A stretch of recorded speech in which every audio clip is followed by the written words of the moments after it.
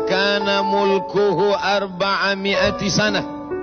Begitu disebutkan dalam kitab sejarah.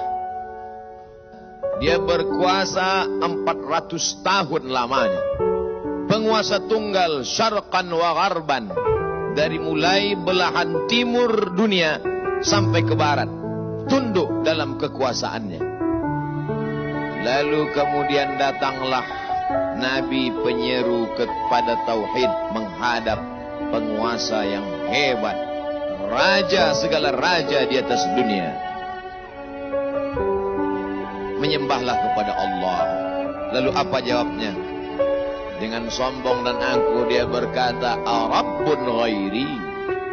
Arabbun ghairi. Adakah Tuhan lain selain aku?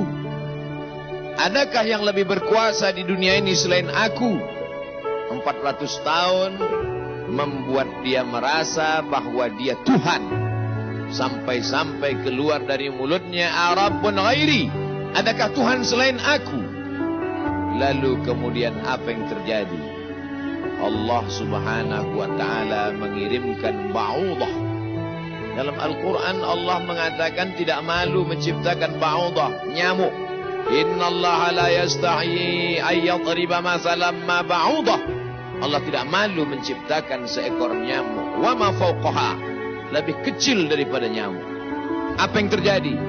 Nyamuk itu masuk ke dalam lubang hidungnya, terus ke dalam batang hidungnya, sampai ke otaknya, dan nyamuk itu pun menggigit otak di kepalanya.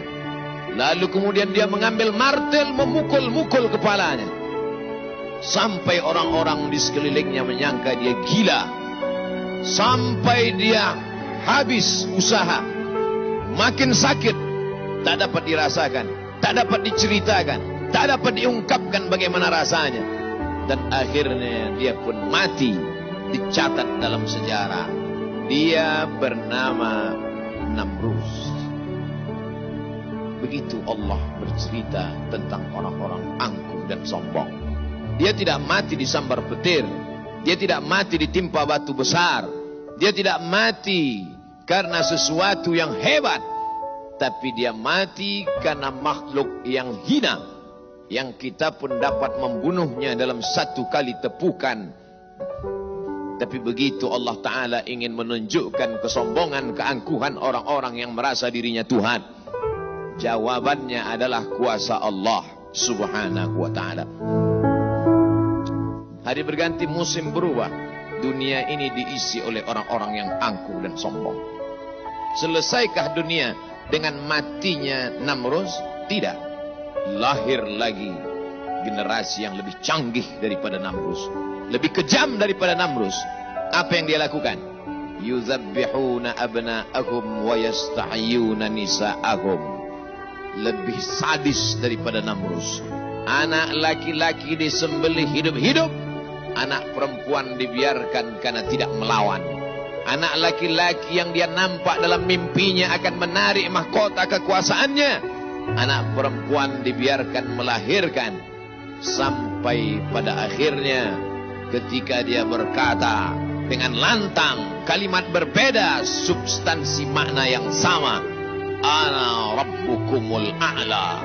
Ana, aku, rabbukum, Tuhan kamu, a'la, yang paling tinggi. Ternyata kekuasaan boleh bisa merubah makhluk merasa menjadi khalik. Orang kalau sudah terlalu lama berkuasa, melihat manusia tertunduk-tunduk ketakutan, maka berubah dalam dirinya, berkata, kaulah yang paling berkuasa, engkau adalah Tuhan. Itu pernah terjadi pada Namrus dan menular kepada Farao. Al-Quran menyebut dia Fir'aun. Ana, aku, Rabbukumul A'la, Tuhan kamu yang paling tinggi. Bagaimana cara Allah mematikan Fir'aun? Diceritakan dalam Al-Quran. Falamma adrakahul gharaq, ketika dia tenggelam di tengah laut merah, masuk air itu ke dalam tenggorokannya dan masuk ke dalam lehernya, terus ke dalam dan masuk ke dalam paru-parunya. Sebodoh-bodoh anak kecil tidak akan ada air masuk ke dalam paru-parunya. Anak kecil yang belajar minum, kalau sampai air masuk ke dalam saluran nafasnya, dia pasti akan tersedak. Tersedak adalah kuasa Allah. Kenapa? Karena ada saluran nafas, ada saluran minum. Udara tidak akan mungkin diisi air, karena kalau sampai air masuk ke saluran udara, maka hancurlah paru-paru. Allah ciptakan satu kuasa bernama tersedak. Tersedak adalah kuasa yang paling ringan. Anak kecil yang tak ada daya upaya pun pasti akan tersedak. Tapi Allah ingin menunjukkan kepada Fir'aun, jangankan untuk menggenggam dunia, jangankan untuk membunuh Musa, jangankan untuk mengejar Bani Israel, untuk tersedak pun kau tak kuasa, wahai Fir'aun. Apa yang terjadi? Fir'aun mati. Kenapa Allah mematikan Fir'aun dengan air? Kenapa tidak dengan batu? Kenapa tidak dengan petir yang menggelegar? Mengapa dengan air? Karena dulu bayi yang tak berdaya itu dihanyutkan ke tengah air. Wa auhayna ila ummi Musa, kami wahyukan, kami ilhamkan, kami bisikkan ke hati ibu Musa, an ardi'ihi, susukan anakmu. Fa in khifti alaihi, kalau kau takut anakmu ini akan disembelih Fir'aun, fa alqihi fil yammi, hanyutkan dia ke sungai. La takhafi, jangan kau takut, wala tahzani, jangan kau sedih, inna radduhu ilaiki, kami akan mengembalikannya kepada engkau sesuai dengan cerita yang kami kehendaki. Waja'iluhu minal mursalin, dan kami akan menjadikan dia salah satu daripada rasul yang kami pilih. 5 di antara rasul itu, salah satunya adalah Musa alaihissalam. Musa, bayi yang tak berdaya, dicampakkan ke laut, dicampakkan ke sungai Nil, selamat. Bayi yang tak dapat berenang, bayi yang tak ada kuasa, bayi yang tak ada daya upaya, selamat di atas air. Tapi penguasa, raja di atas raja, segalanya bukti-bukti kuasanya sampai hari ini menjadi bukti. 1 di antara 7 keajaiban dunia adalah piramid yang dibangun oleh Fir'aun. Tapi ternyata air yang dulu menyelamatkan bayi Musa, air yang sama menenggelamkan Fir'aun yang amat sangat berkuasa.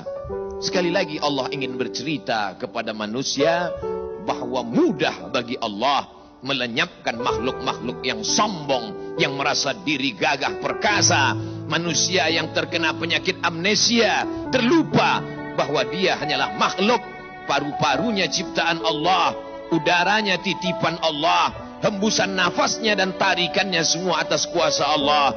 Mestinya dia berkata, la haula wa la quwata illa billah. Berakhir episode Fir'aun. Selesaikah dunia? Tidak. Muncul lagi mereka yang sombong-sombong. Macam-macam nama sejarah mencatat.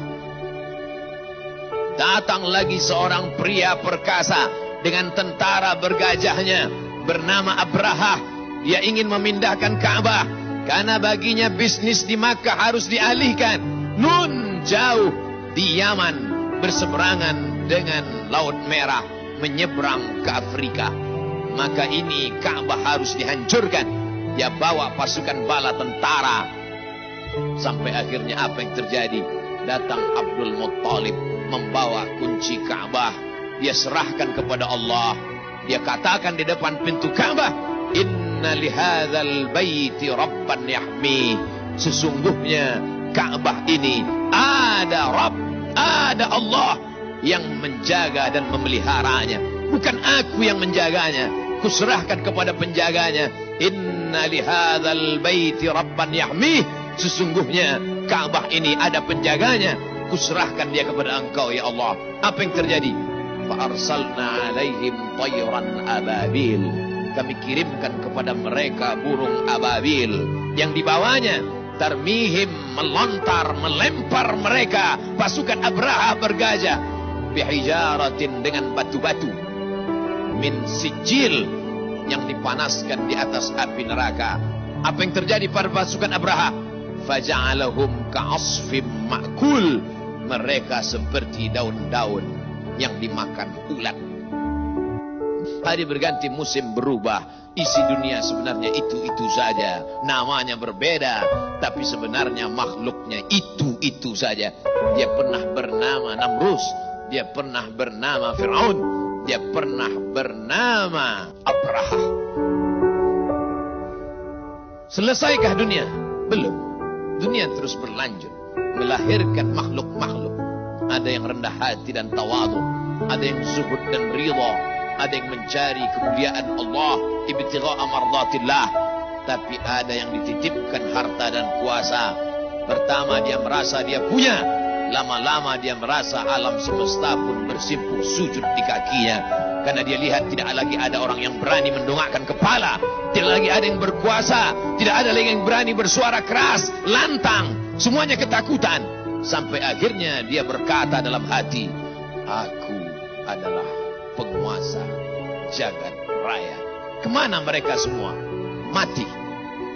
Ketika penguasa-penguasa dunia modern dengan kecanggihan teknologi berkata, kami bisa menangkal gempa. Gempa sebagaimana apapun kuatnya bisa kami atasi. Ternyata begitu ujian Allah itu datang, bangunan yang mereka bangun porak-poranda, hancur berkeping. Datang lagi satu penguasa berkata, kami yang paling banyak jumlahnya di atas dunia, kami yang bisa menguasai alam semesta. Mana itu Tuhan? Mereka tak pernah mengenal Tuhan, karena mereka adalah komunis, karena mereka adalah ateis. Bagi mereka agama itu hanyalah candu. Orang yang terkena narkoba bagi mereka sama dengan orang yang dimabuk oleh agama. Karena bagi mereka agama ini hanya opium saja. Manusia yang stres, manusia yang depresi, lalu dia menjalankan agama. Agama bertentangan dengan komunis, agama bertentangan dengan keyakinan ateis. A tidak, T Tuhan, is keyakinan ateis, keyakinan yang meyakini tidak ada Tuhan. Mana itu Tuhan?